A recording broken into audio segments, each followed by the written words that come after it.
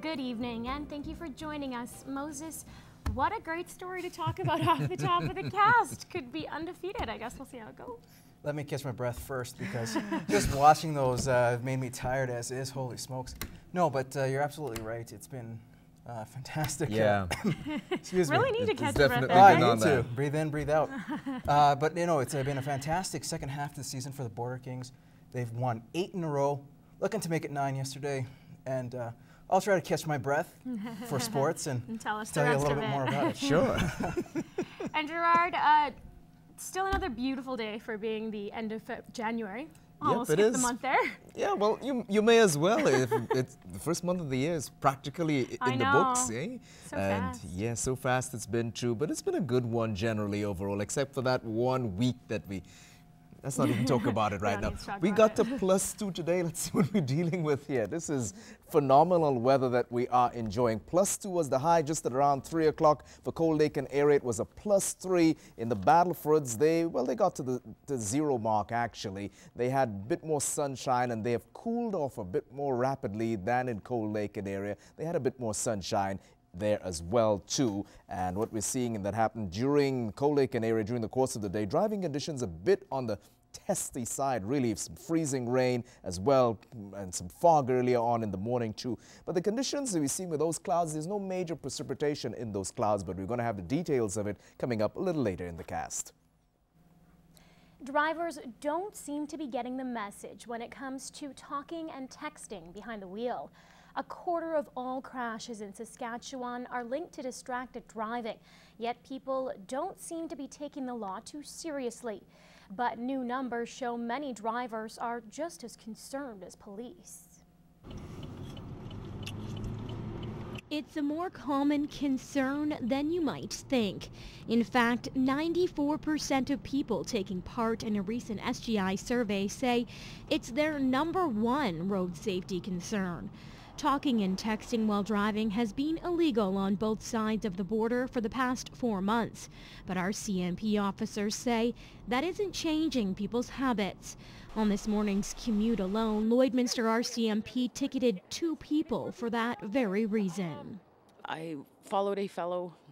He was using his cell phone, didn't notice me behind him. He ran a stop sign, went about 6 blocks, speeding through a school zone. In 2012, there were close to 8,500 collisions in Saskatchewan related to talking and texting behind the wheel. There were well over 2,000 injuries and 60 people killed. So if doing the deed is so deadly, why does it continue? It comes right down to the seriousness of it. When you make a decision to use your cell phone, I think what happens a lot of times is you don't realize because perhaps the consequences haven't been observed by yourself. It hits close to home for this local mother. I'm always very cautious whenever I'm driving, and I'm trying to pay attention to other people when they're driving too, just because I never know what they're doing, if they're texting or talking on their phone or whatever. Yeah, it makes me really want to feel safer for my kids. But others say it's just a way of the times. People just are so pushed now with, businesses and just being in contact that they can't miss a call for 5 seconds. So I don't know, I guess they have to learn the hard way. But when learning the hard way could claim lives in the process, RCMP are urging just put down your phone or pull over. It's just not worth it to send a 2-minute message. Some Lloydminster residents have been smelling smoke this afternoon, but there's no need to worry. It's due to a controlled burn in the region.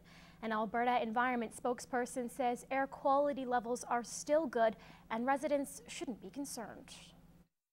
So the Air Quality Health Index is reporting good air quality from the 2 reporting stations close to Lloydminster in the Lloydminster region. Our air quality experts do speculate that the air quality issues in the region currently may be as a result of brush burning or a controlled burn or fire activity of some sort in the localized region, in the Lloydminster region, which is causing smoke in the community, which it seems to be visible to area residents.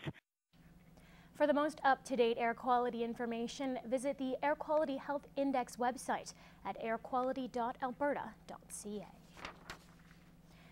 Improving First Nations relations has been at the forefront of discussion in Ottawa, with Prime Minister Stephen Harper recently hosting a one-day First Nations summit.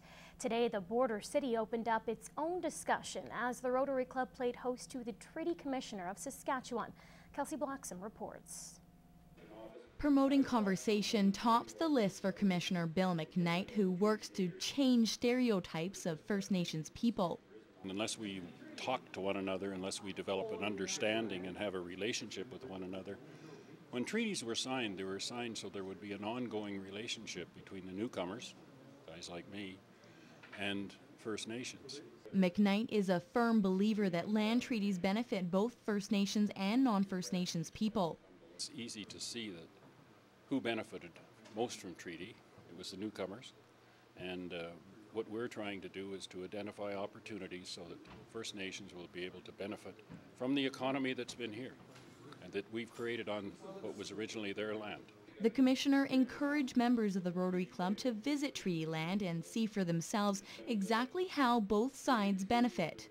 Some people have a concern that if an urban reserve is created in a city, it'll turn into a slum, that they don't pay their taxes. You can't see the difference when you flow from one piece of land to other in Saskatoon. Even with how far we've come in recent years, McKnight does feel a sense of trust has deteriorated. One of the responsibilities of our office is to bring back those discussions so there is a sharing of relationship, and a relationship that would be trustful. And that's not easy, but unless you speak and address and work together, you don't build up a trust.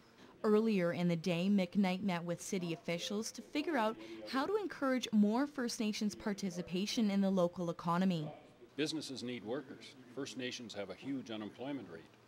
So if you want to find workers, you have to provide an education and a skill development process which will allow those people to take part in the economy. McKnight says he plans on continuing talks in the border city in the future. Kelsey Bloxham, Newcap News. Knowledge is power, and 15 Lakeland College environmental management students are sharing their recent findings with their fellow peers. Elise Cox has more. Graduation is in sight for fourth-year applied degree Lakeland students, but before they leave, they present what they've learned in their 8-month practicum. There's lots of new information that students present on because they're out in the field doing cutting-edge types of work. So they come back and they present on perhaps things like new technologies that are being used by industry or new regulations that are being enforced by government. Chandel Gunther is a student presenting what she learned during her practicum in Fort McMurray working in the oil sands. She shared her knowledge on compensation lakes and how they offset habitat destruction. Compensation lakes aren't very common, and I know I hadn't heard of it before I worked up there, and with all the development in the oil sands industry, we're starting to see a lot more, so I just want to kind of give an introduction to people who may not know or have heard about it. Chandel's practicum helped her learn beyond her textbooks alongside industry professionals, which helped her out with her presentation. I got to see it, I guess, firsthand, and so it helped me understand it a little bit better when I was actually writing it out because I got to experience it. And her hands-on experience is what she is able to use to educate others, a useful tool for prospective students.